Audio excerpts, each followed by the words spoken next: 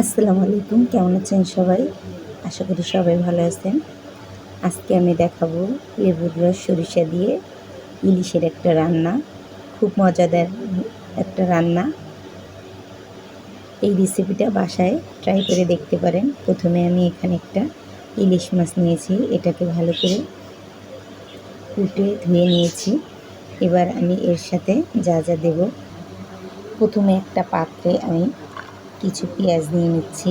আর পেঁয়াজের ভিতরে দেব হলুদ, লবণ, শুকনো মরিচের গুঁড়া আর দেব সরিষা বাটা। আপনারা চাইলে কাঁচামরিচ দিতে পারেন। যারা ঝালটা পছন্দ করেন তারা কাঁচামরিচগুলো কুচি কুচি করে কেটে এর সাথে দিলে খুব মজা হবে। আমি এই সব উপকরণগুলো একসাথে দিয়ে দিচ্ছি। এবার এর ভিতরে দিয়ে দিচ্ছি কেটে রাখা মাছ আর দিয়ে দেব চিপিয়ে রাখা লেবুর রস।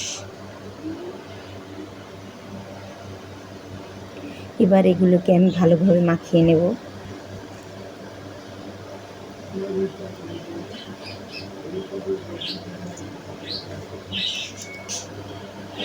এগুলো একটা আমার ভালোভাবে মাখিয়ে নেওয়া হয়ে গেছে। এবার এর ভিতরে দিয়ে দেব আমি সরিষার তেল।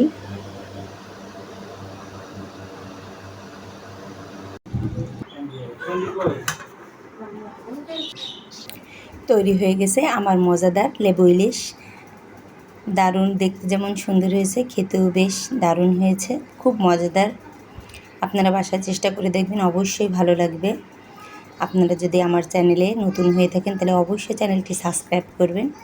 আর এরকম নতুন নতুন আরও ভিডিও পেতে অবশ্যই পাশের বেল আইকনটি ক্লিক করে রাখবেন। তাহলে এরকম আরও নতুন নতুন রেসিপি পেয়ে যাবেন। ধন্যবাদ সবাইকে।